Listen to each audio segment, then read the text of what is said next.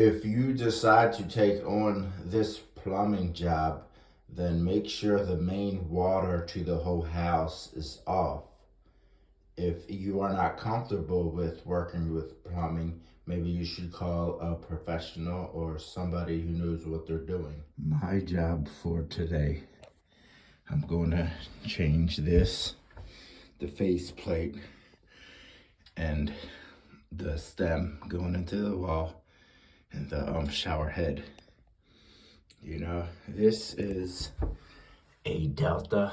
I recommend, if you're going to do this, even for your bath, to get another Delta, just because you have to change out the internal, you know, they're not all compatible. So Moen goes with Moen, and Delta is made with Delta. It's two different names, and they're not compatible. And you have to, if you're re-welding the inside components, you have to take tiles unless you have a back. It's just a headache.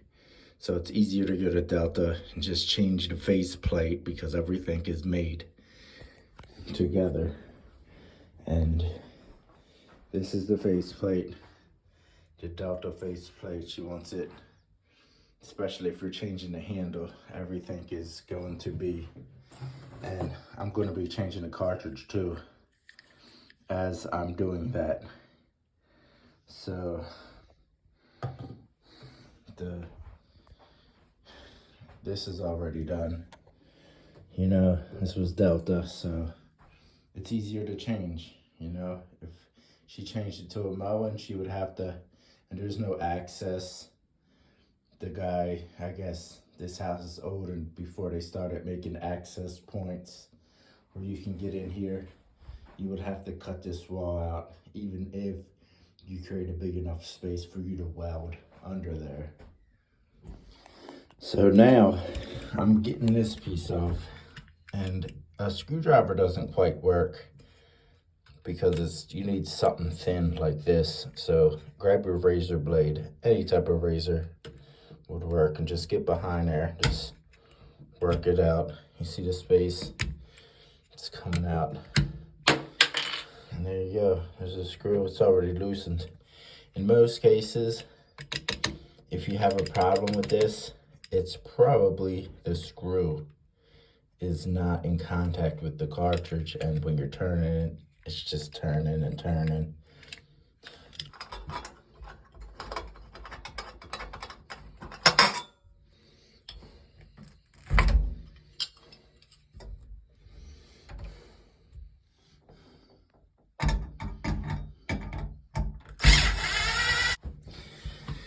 Okay, so this is not secure.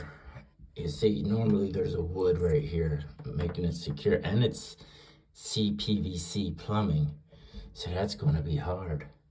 I need to get the cartridge out. I need to turn this ring, so I have to be extra careful. So I'm going to spray this with WD-40, grab it with one pair of pliers, and then grab it with another pair of pliers, just so I'm not cracking anything. I don't want to crack no pipes.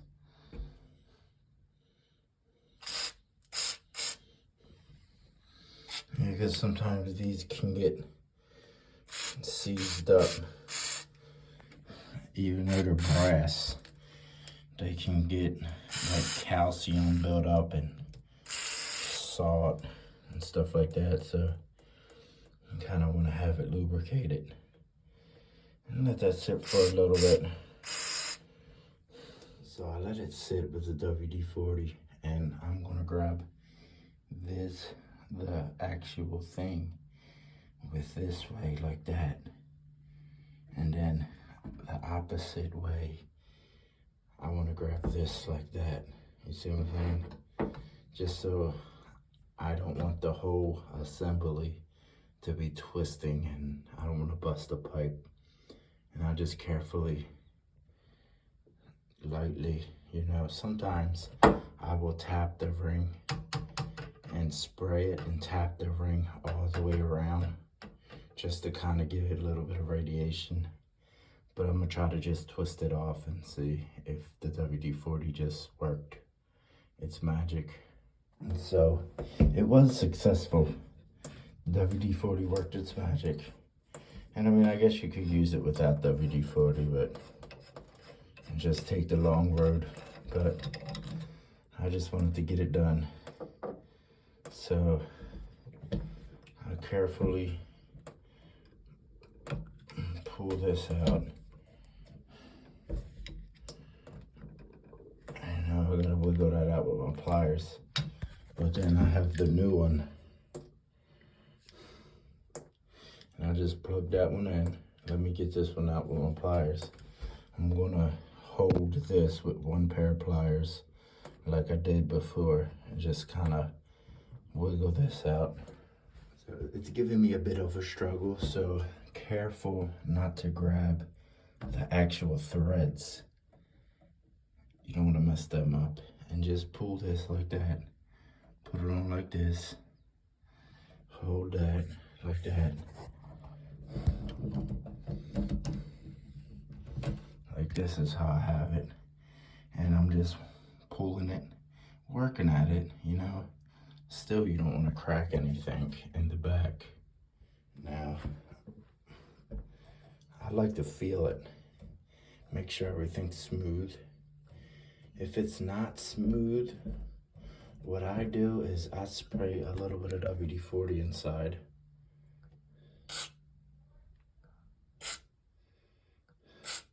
Just to kind of sit, and then I'll go back and sand it out with my finger as smooth as I can get it, just to get some of the deposits off. Now I wouldn't, because the only parts that need to be smooth are the little holes in the back, if you can see that. The little holes that these go into, but I like to not see it all messed up. So reinstalling a cartridge is not the same as taking it out. So what you want to do is you want to put it in here and line up the marks right there. So you want to push it in, and you don't want to mess it up too bad. So just kind of work at it.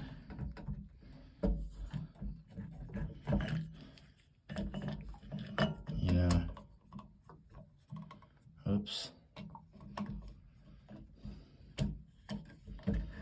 Just like that. If that comes out, if this comes out, it's just a quarter turn. So see how I can push it in and I can turn it.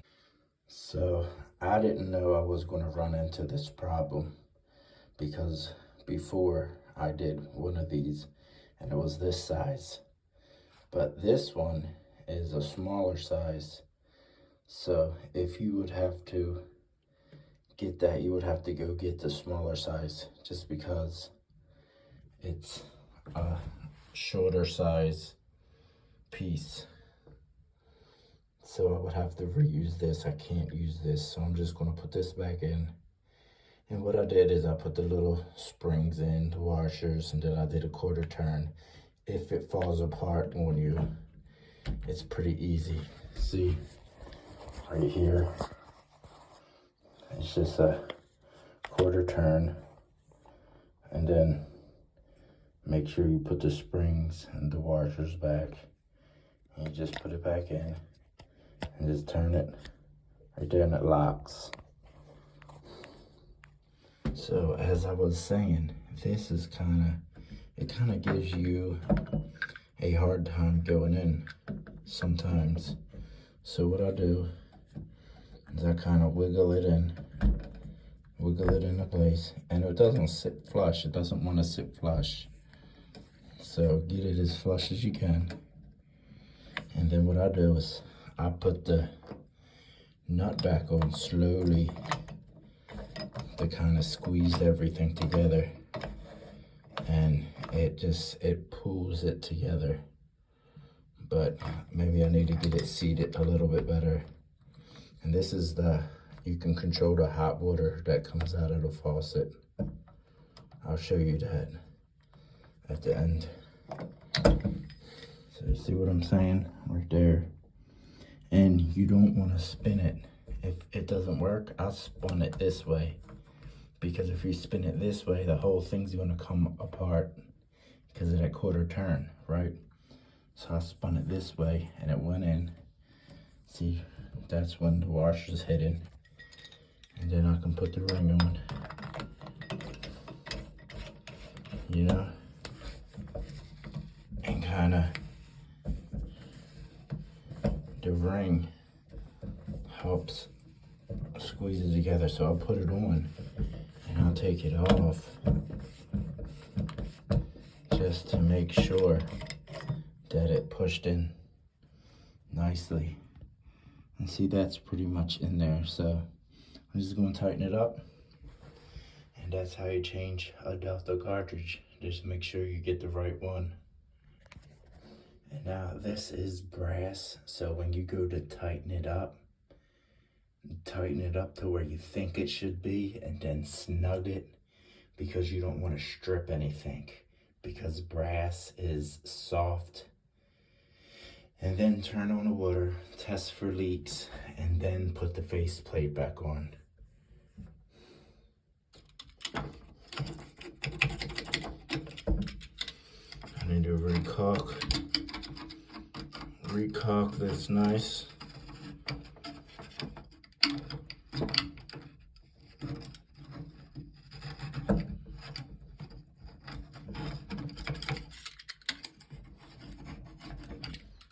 Double out.